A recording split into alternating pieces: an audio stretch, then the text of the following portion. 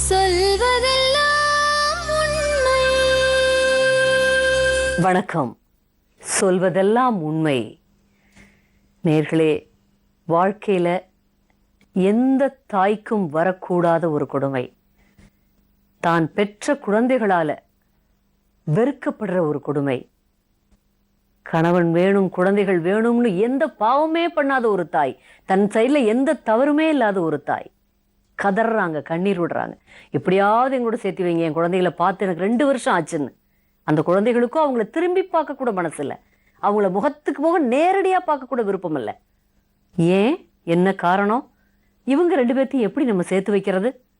பாருங்க இன்னைக்கு நிகழ்ச்சியை. வணக்கம். 2 பெண்களா வந்திருக்கீங்க. உங்க பேர் என்ன? சிந்தில். உங்க பேரு? ஜோதி மேடம். என்ன உறவு உங்க 2 பேத்துக்கும்? என்னோட சின்னம்மா பொண்ணு, அது எங்க பெரியம்மா பொண்ணு. அப்படியா? சிஸ்டர்ஸ் 2 பேரும்? சிஸ்டர்ஸ் 2 பேரும், கசின் சிஸ்டர்ஸ் 2 பேரும் சேர்ந்து வந்திருக்கீங்க. எந்த ஊர்ல இருந்து வந்திருக்கீங்க நம்ம நிகழ்ச்சி? மன்னார்குடி, ராஜமன்னார்குடி. ராஜமன்னார்குடியில இருந்து வந்திருக்கீங்க. 2 பேரும் ஒரே ஊர்ல தான் இருக்கீங்க? இல்ல, நான் சென்னையில தான் சார் மேடம் இருக்கோம். அப்படிங்களா? தாம்பரத்துல இருக்கோம். இது வந்து கல்யாணம் பண்ணி கொடுத்தது அன்னை சிவகாமி.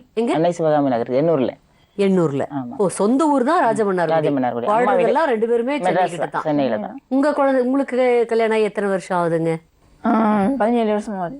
எத்தனை குழந்தைங்க இருக்காங்க? 2 குழந்தைங்க இருக்காங்க. என்ன வயசு 2 பேத்துக்கும்? ஒரு பிள்ளை, மூத்ததுக்கு வந்து 16 வயசு, பெண் குழந்தை. சரி. பையனுக்கு வந்து 15 வயசு.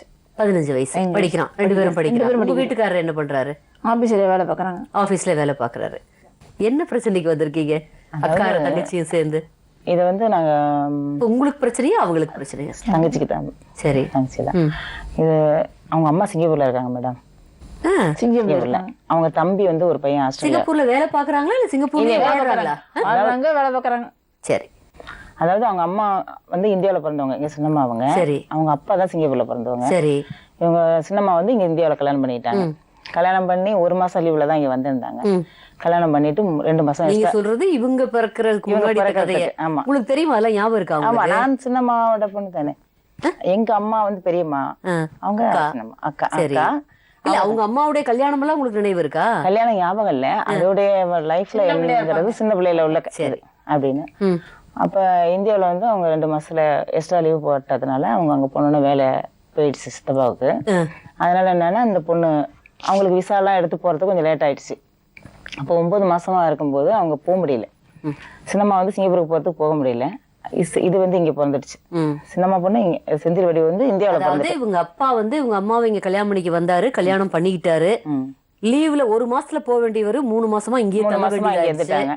இருந்ததுனால அங்க வேலை போயிடுச்சு. அதனால வந்து அவங்களை அழைக்க கொஞ்சம் லேட் ஆயிடுச்சு. அதனால இவங்களை திருப்பி கூட்டிட்டு போறதுக்கு லேட் ஆயிடுச்சு. அதுக்குள்ள இவங்க பிறந்துட்டாங்க. அவங்க பிறக்கல. நான் ஒரு 9 மாசத்துலயே அவங்க கிளம்பி போகும்போது கப்பல்ல போறதுனால அவங்களோட கூட யாரும் போகல.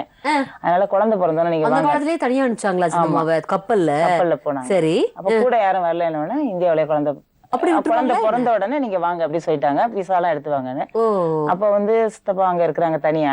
இதுக்கு குழந்தை பிறந்த பிறகும் இதுக்கு விசா எல்லாம் எடுக்க லேட் ஆயிடும். சரி, பரவாயில்ல. அம்மா, எங்க அம்மா இருக்காங்க, அவங்க எங்க அம்மாவோட அம்மா இருக்காங்க, தம்பி இருக்காங்க, அவங்க நீங்க வச்சு பாத்துங்க குழந்தைய. நான் சிங்கப்பூர் போயிடுறேன், அந்த விசா எல்லாம் எனக்கு செல்லும் அப்படிங்கிற மாதிரி போயிட்டாங்க. அங்க போனோம்னா பெண் குழந்தைய விட்டுட்டே போயிட்டாங்க. ஆமா, அங்க போய் ஒரு ஆண் குழந்தை பிறந்துருச்சு அவங்களுக்கு மறு வருஷத்துல. அப்புறம் மறு வருஷத்துல இன்னொரு ஆண் குழந்தை பிறந்துட்டு இந்த குழந்தையும் எடுத்து அங்க வச்சுக்க முடியல அவங்களால.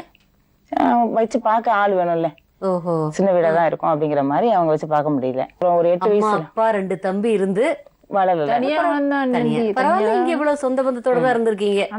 இருந்தாலும் பெரியம்மா பொண்ணுகன்னு, பட் இருந்தாலும் தாய் தகப்பன் கூட இருக்க முடியாத ஒரு நிலை. பிரிச்சுட்டாங்க பாருங்க, எப்படி கடவுள் பிரிச்சுட்டு பாருங்க. எல்லாரும் இப்பயும் எல்லாருக்கும் இப்படிதான் இருக்கேன். யாரு என்ன பண்ணாங்கன்னு தெரியல அப்படிங்கிற மாதிரி அழுதுருவேன். கஷ்டமா தான் அப்படிங்கும்போது அங்க அழைச்சதும் எங்க வீட்டுலதான் பெரும்பாலும் வளர்ந்தாங்களா? இல்ல, எங்க வீடு மாமா வீடு எல்லாம் கிட்ட நாங்க எல்லாமே ஒன்னாதான். அப்ப வந்து அங்க போனதும் நான் அம்மாட்டையும், அம்மாவை கூப்பிட்டது எங்க அம்மாவோட அம்மாவை, எங்க அம்மாவோட அம்மாவை தான் கூப்பிட்டாங்க அம்மான்னு. அதனால நான் அம்மாட்ட போறேன்னு அம்மாட்ட இங்கே வந்துட்டாங்க. இந்தியாவுக்கு வந்துருச்சு. 1 வருஷம் வந்துட்டு இங்க வந்து சிங்கப்பூருக்கு அவங்க கூட்டிட்டு போனாங்க அவங்க அம்மா அப்பா.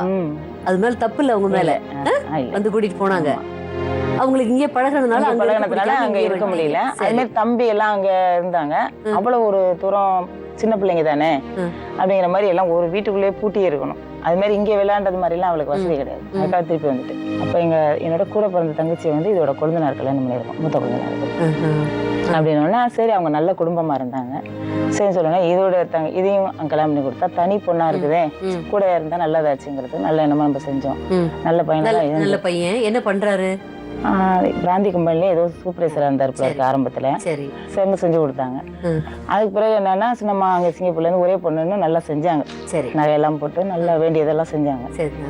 மேஜரானோட சிங்கப்பூருக்கு அழைச்சிட்டு போயிட்டு திருப்பி அங்கேருந்து இங்க வந்துதான் கல்யாணம் ஆனது. நல்லா எல்லாம் செஞ்சிருந்தாங்க. அப்புறம் கொஞ்சம் நாள் ஆணிச்சு ரெண்டு குழந்தைங்களுமே மறு வருஷம் ரெண்டு குழந்தைங்க பிறந்துட்டு அப்புறம் என்னன்னா கொஞ்சம் கொஞ்சமா நகையெல்லாம் இல்லை. அந்த பொண்ணுகிட்ட நகை கிடையாது. அப்புறம் பார்த்தா அந்த தம்பி குடிக்க ஆரம்பிச்சிட்டு கொஞ்சம் சீட்லாம் ஆடும் போல இருக்கு. அப்புறம் என்னன்னு தெரியல அவங்களுக்குள்ள அடி விழும் நிறைய. குடிச்சிட்டு வந்து இப்படி பிரச்சனை வந்துட்டு ஒரு நாள் அங்கே தஞ்சாவூர் 2வது குழந்தை பிறந்துக்கிற வரைக்கும் நல்லா இருந்துச்சு. 6 வயசு அந்த பையனுக்கு அப்போ நல்லா இருந்தது. அப்புறம் நாளாக அவங்களுக்குள்ள பிரச்சனை வந்துடும். அடிச்சுட்டு சண்டை வந்துடும். வந்த உடனே நான் தானே இந்தியாவில் சினிமாவோட ரொம்ப இதாக இருந்ததுனால என்ன ஒன்று ஃபோன் அடிப்பாங்க. நான் தஞ்சாவூரில் இருந்தேன் அப்போ கல்யாணம் பண்ணி கொடுத்து அவங்க சிஎஸ்ல வேலை பார்த்தாங்க. தஞ்சாவூரில் இருந்தேன். உடனே அழைச்சிட்டு வருவேன். வச்சுட்டு வந்து பார்த்து பஞ்சாயத்து பேசி கொண்டு விடுவோம். பிள்ளைங்க விட மாட்டாங்க, பிடிச்சிக்குவாங்க. பொண்ணு இடையில கொஞ்ச நாள் ஆமா எங்கள்கிட்ட கொஞ்சம் மாமியார் மாமனார் நல்லவங்க தான். அவங்க நல்ல குடும்பம் தான் மேடம். என்னன்னு தெரியல அவ்வளோ ஒரு பிரச்சனைகள் வந்துடும். அப்புறம் கொண்டு வந்து வச்சு பார்ப்போம். அந்த தம்பி குடிச்சிரும் பிள்ளை குடிச்சிட்டு அடிப்பாங்க. அடிச்சோன்னா உடனே வச்சு பார்ப்போம். பார்த்துட்டு திருப்பி கொண்ட பஞ்சாயத்து பேசி விடுவோம். இப்படியே கொஞ்ச நாள் இப்படி இருக்கும். அப்புறம் பார்த்தா இது மெண்டல் அப்படிங்கிற மாதிரி அவங்க சொல்லி அது ஒரு வற்புறுத்தி அந்த பிள்ளைய கட்டே விடுறது கிடையாது. இந்த 2 பிள்ளைங்களுமே அவங்க வச்சுக்கிட்டாங்க. நாத்தனாரும் மாமியார் வச்சுக்கிட்டாங்க. பிள்ளைய விட்டுட்டு இவளுக்கு வேண்டிய நகையெல்லாம் சரியில்லைன்னு சொல்றாங்களா அப்படி சொல்லிட்டாங்க. சொல்லிட்டு விட்டதான் இதுவும் என்ன செஞ்சுட்டுனா அந்த பிள்ளையில விடலை. அவளுக்குள்ள என்னன்னா நம்ம அம்மா அப்பா இருந்தோம், அம்மா அப்பாட்ட இல்லை. கணவர் இருந்தோம், கணவர்கிட்ட பிரியமா இருக்க விட மாட்டேங்கிறாங்க. குழந்தைகள் இருந்தோம், குழந்தைகள்ட்டையும் பிரியமா விட மாட்டேங்கிறாங்க. அப்போ அப்படின்னு வரும்போது ரொம்ப மெண்டல்னு சொல்லிட்டு என்ன வர சொல்லி இந்த மாதிரி இனிமே இங்கே வச்சுக்க முடியாது. யார் சொன்னது? மாமியார் வீட்டில் சொல்றாங்க. ஹஸ்பண்ட் சொன்னாரா இல்ல உங்க மாமியார் நாத்தனாரு இவங்க தானே எல்லாம் பாக்குறாங்க. அப்படிங்கும்போது 2 பேருமே சின்ன பிள்ளை தனமா தான் பண்ணுவாங்க. அப்படிங்கிறதுனா மெயின் அவங்க தான் எங்களுக்கு. அவங்கள வச்சு தான் நம்ம கல்யாணம் பண்ணி கொடுத்தோம். அப்படிங்கும்போது அவங்க சொன்னதும் இந்த மாதிரி சொன்னோன்னா நீங்கள் அழைச்சிட்டு போங்க அப்படின்னு. சரிண்டு தாலி வரைக்கும் எல்லாம் கட்டிட்டாங்க. வெறுங்கலத்தோடய அனுப்புனாங்க. அப்புறம் கொண்டாந்து நான் எர்ணாவூர்ல சொந்த வீடு எங்களுக்கு அங்கே வச்சிருந்து 2.5 வருஷம் வச்சிருந்தேன். வெறுங்கலத்தோட அனுப்புனாங்களா? ஆமாம். நான் சும்மா ஒரு கயிறை கட்டி வச்சிருந்தேன். ஏன்னா நம்ம அழைச்சிட்டு வரோம், ஏதாவது நகை நம்ம எடுத்துட்டோன்னு கூட சொல்லலாம் அப்படிங்கிற மாதிரி வச்சிருந்தோம். இப்படி பஞ்சாயத்து பேசி இப்படி மாற்றி இப்படியே இருந்தது மேடம். அப்புறம் பார்த்தா கொஞ்சம் கொஞ்சமாக மாறி போச்சு. 2 வருஷம் ஆகிட்டு பிரிவு. இந்த பிள்ளைங்க கொஞ்சம் கூட பிரியமே இல்லை அம்மா மேலே. அவளுடைய குழந்தை இருக்கு, பெரியம்மானு எந்த பாசமாக இருக்கு பிள்ளைங்க. ஆனால் அம்மாட்ட விட மாட்டேங்கிறாங்க. அந்த பையன் தூங்கிட்டு இருக்கும்போது தலையை தடவி போய் பார்த்து அழுகுறா. அப்படிங்கிற ஒரு சூழ்நிலைக்கு அவங்க கொண்டு வந்துட்டாங்க. அந்த பிள்ளைய மெண்டல் அம்மா அடிக்கும் அப்படிங்கிற மாதிரி சொல்லி கொடுத்து அந்த பிள்ளைய பயமுறுத்தி வச்சுட்டாங்க. சொல்வதெல்லாம்